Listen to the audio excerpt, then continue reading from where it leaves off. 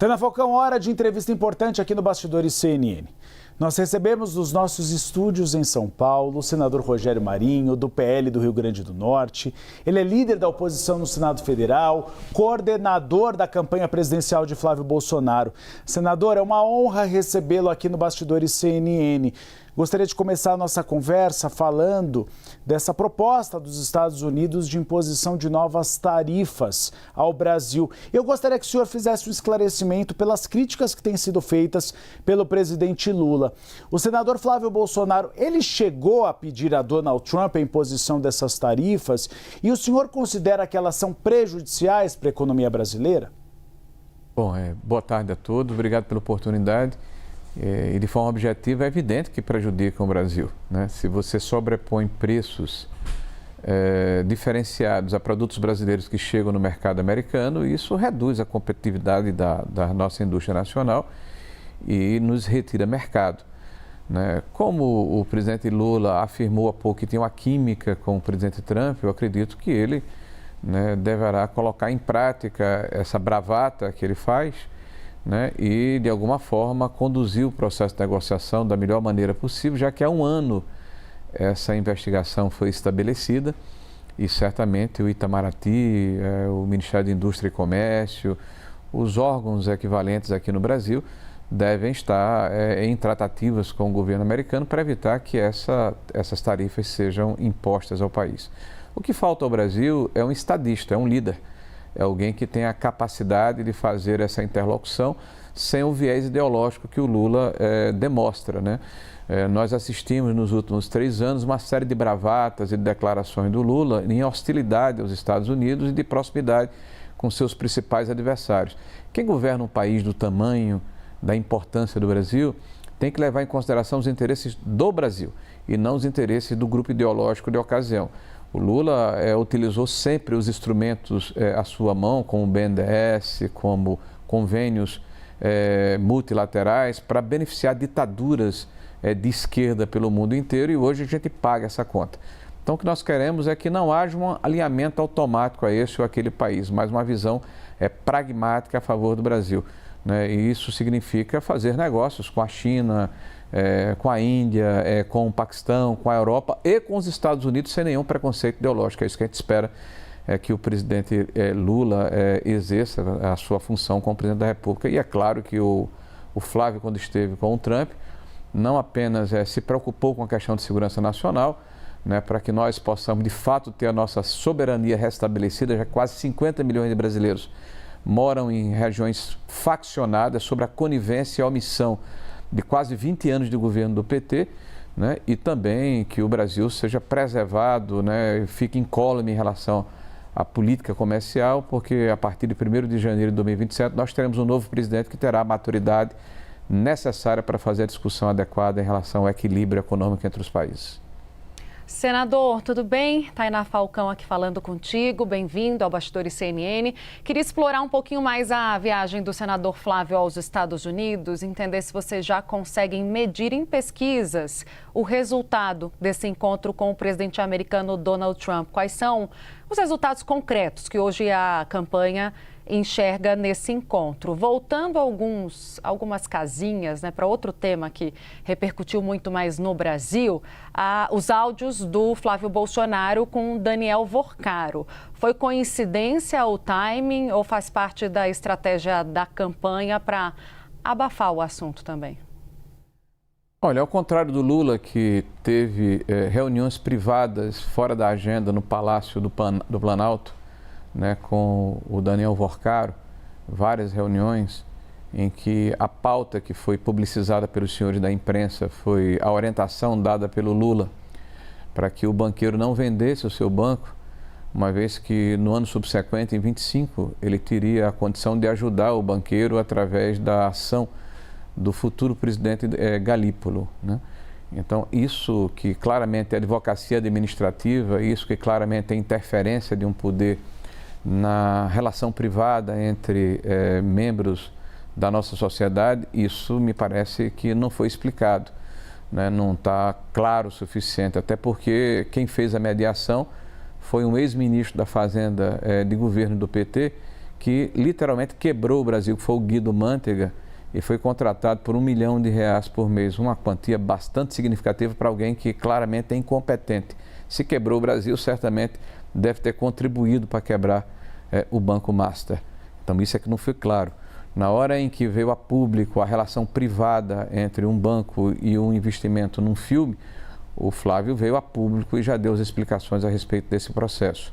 Então não há nada para ser abafado e brevemente haverá uma prestação de contas a respeito dessa ação entre entes privados, sem atos de ofício, sem contrapartida e principalmente sem uma relação incestuosa e escondida da sociedade de se receber alguém fora da pauta, fora da agenda e se prometer a ele a advocacia administrativa.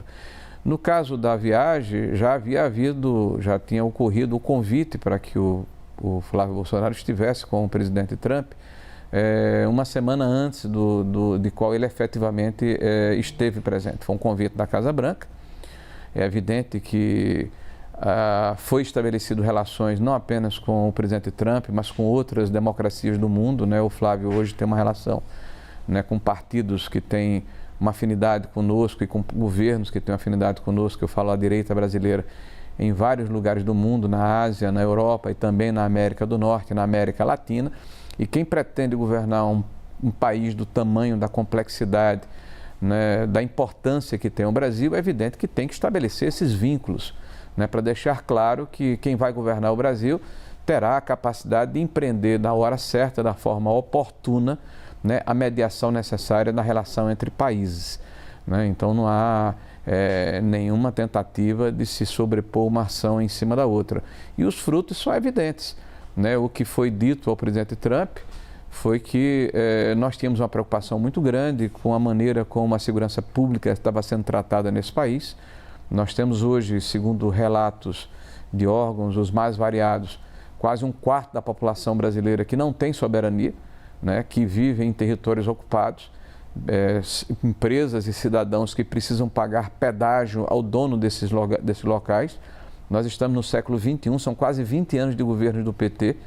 Nós assistimos, isso saiu nas redes sociais, né, e é amplamente divulgado, por ocasião da vitória do Lula, a manifestação de alegria de presos, né, se manifestando com o L, ou seja, há uma afinidade evidente, né, com essas pessoas. Nós vimos autoridades como o próprio presidente da República e ministros andando em territórios ocupados pelas facções sem a necessidade de muita segurança.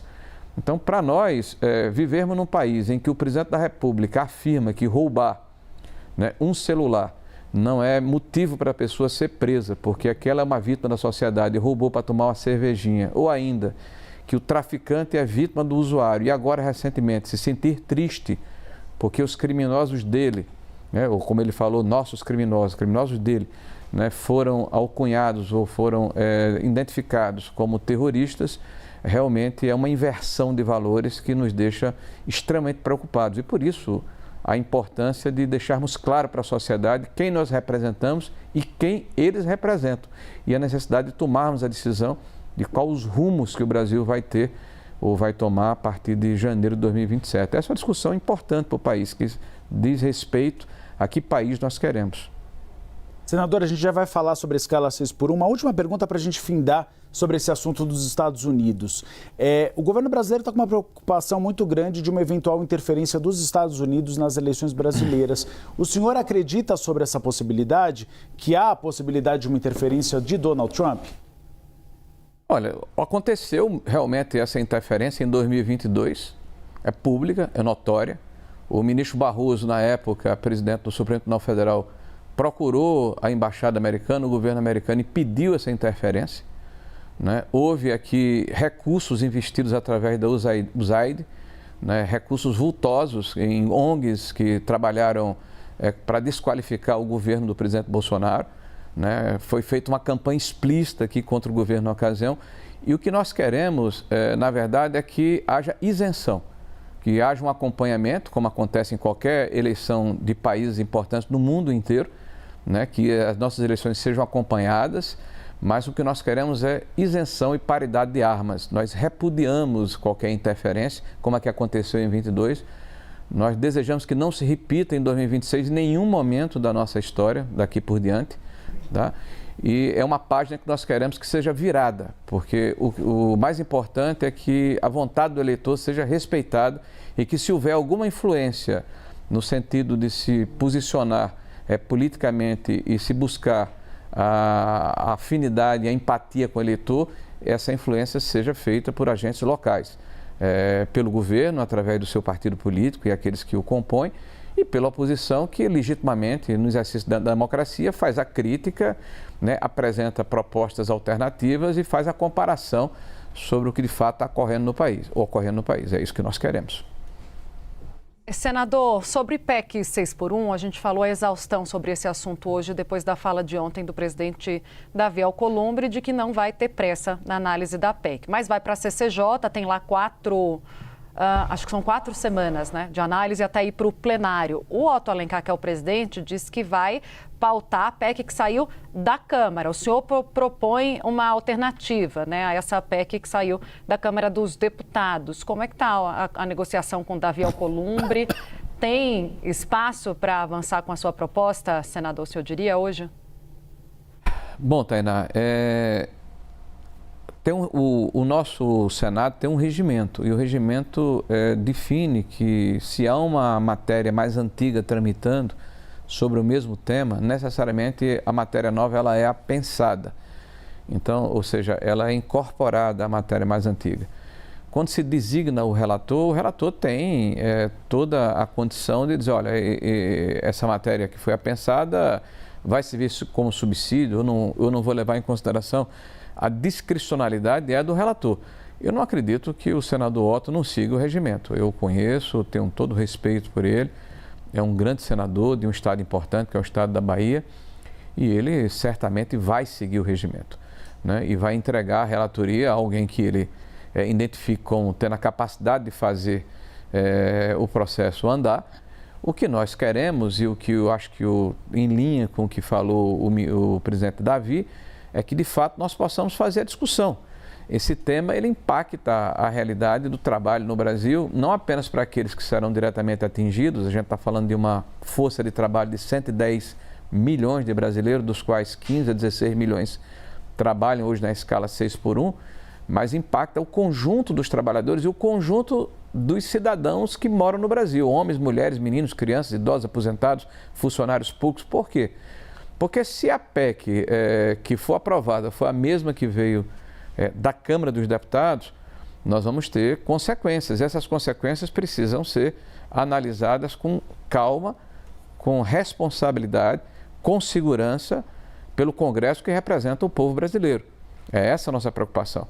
A PEC que nós apresentamos é uma alternativa que nós consideramos melhor, que leva em consideração a liberdade de escolha, a jornada flexível, o trabalho flexível, a hora trabalhada, a livre negociação e preservando todos os direitos que estão na Constituição, no artigo 7º. Fundo de garantia, 13º, Previdência, não amarra o trabalhador, ao contrário do que o governo propõe na PEC que chegou da Câmara, que define que todas as ocupações brasileiras, todos os trabalhos brasileiros vão se submeter à mesma escala. É importante colocar que é a primeira vez na literatura mundial, eu não conheço um precedente, eu quero até ser apresentado porque é estranho, em que no mesmo projeto de lei se trata de jornada à escala. Jornada é o número de horas por semana, a escala é a forma como essas horas vão ser distribuídas durante a semana. O governo está dizendo que são 5 dias por semana, 8 horas por dia. Bom, se isso vai acontecer, o que é que o governo está dizendo? Que o trabalhador que trabalha na televisão, como é o caso de vocês, ou o trabalhador que trabalha na limpeza pública, ou o trabalhador que trabalha no metrô, que trabalha numa empresa eletromecânica, que trabalha no mercadinho, que trabalha em qualquer outra área, qualquer outra atividade econômica, vai ter a mesma escala e a mesma jornada. Isso é impossível, tá? É inexequível. Então o governo não é só irresponsável porque está contaminando o debate nesse momento da política, mas ele também é incompetente. Ele não sabe ou finge não saber as consequências que isso vai causar na vida da sociedade brasileira. Primeiro você vai ter um novo tarifaço. Então, a gente está vendo aí o Picanha 2. Lula prometeu picanha na campanha e entregou à população carestia, inflação e insegurança. Por que eu chamo de picanha doce? Porque é o novo tarifaço. Vocês estão discutindo a possibilidade de um tarifaço parte dos Estados Unidos. Isso vai aumentar em 10% a 15% o preço de alimentos e serviços que vão ser gerados, porque ninguém é ingênuo de achar que um dono de uma empresa, né, vai pagar o mesmo salário reduzindo a jornada e não vai passar o custo para alguém. Ele vai tentar passar para os produtos e serviços que ele produz. Então vai aumentar o preço para o trabalhador e para a sociedade brasileira. Vai aumentar a informalidade, porque as empresas menores vão ter dificuldade de se adequar, ao contrário das grandes empresas. Então, nós temos aí 20 milhões de trabalhadores em estoque, dos 41 milhões de seletistas, são de pequenas empresas abaixo de 50 trabalhadores. Elas vão sofrer muito. Você vai ter um problema da diminuição da massa salarial, porque as empresas grandes, para se adequarem, vão diminuir aqueles que ganham mais e contratar quem ganha menos, né? Você vai ter um problema numa série de atividades distintas. Por exemplo, 12 por 36, que é tão comum em hospitais, em segurança, no condomínio do seu prédio, né? Você vai ter um aumento do custo do trabalho e vai ter uma desarrumação estrutural. Por quê? Porque 12 por 36, faça a conta comigo, quem está me assistindo agora. 12 por 36 dá 48. Normalmente, quem trabalha 12 por 36 utiliza esse tranche 3 vezes por semana numa semana, 4 vezes na outra. Só que 48 vezes 3 dá 144 horas por semana. 144 horas, mas o governo só está dizendo que você só pode trabalhar 5 dias. 5 vezes 24 só dá 120. 120, ou seja, 144 não cabe em 120. Então você só vai poder fazer 2 tranches por semana. 2 tranches significam 24 horas trabalhadas na semana. Significa que o hospital vai ter que dobrar o número de trabalhadores, ou o condomínio vai ter que dobrar o número de trabalhadores para prestar o mesmo serviço. E nós sabemos que não é assim que funciona. Se você fizer uma viagem, por exemplo, num avião de carreira desse daqui para a França, são 14 horas de São Paulo para a França, você só pode trabalhar 8 horas com 2 horas extraordinárias, vai chegar na altura ali da ilha de Funchal e vai pegar a tripulação, desce todo mundo de paraquedas, porque você não pode mais continuar no voo. Vamos botar uma tripulação nova. Pega um barco artesanal. Se você tem um funcionário no barco artesanal, ele sai de madrugada para pescar, volta no outro dia, são 24 horas. Ele vai pegar uma boia e botar o pescador, desce aí e fica numa boia. Pega aí a plataforma da Petrobras, são 14 por 21. Como é que vai cumprir a jornada? O governo está fazendo a mesma coisa que se você tivesse uma brigada de soldados, é o seguinte, eu vou comprar coturno para esses soldados, eu vou comprar só o número 40. Se eu comprar o número 40, vai ter gente nessa brigada que usa 37, 38 ou 39. Aí ele vai dizer, não, a gente resolve. Como? Bota um chumaço de algodão lá na pontinha da bota, porque acomoda o pé. Mas quem usa 42 ou 44? Não, corta o bico, porque os dedos ficam folgados. O governo é irresponsável. Ok, a gente já sabe, mas o governo também é incompetente. O governo, ele não entende a complexidade do mundo do trabalho. Ele está preocupado em ganhar as eleições, não está preocupado com o Brasil. Então, ter essa discussão é complicado, porque as pessoas estão sendo acunhadas de inimigos do trabalhador. É difícil, o debate está interditado pela palavra de ordem. Então, existe uma afã, uma gana, uma vontade de se ganhar a eleição a qualquer custo, mesmo que isso signifique a desestruturação da economia brasileira. Nós estamos diante de um presidente que fez a taxa das blusinhas, depois disso foi mal aconselhado pelo Haddad, aí voltou atrás. Foi o cara que regulamentou as bets e disse que agora está preocupado porque está havendo problema com as famílias que estão apostando muito, né? Então, esse é o presidente do Brasil. É uma pessoa que não tem projeto de país, tem projeto de poder, de perpetuação no poder. E o Brasil que pague a conta. Esse é o problema que a gente está, infelizmente, debruçado.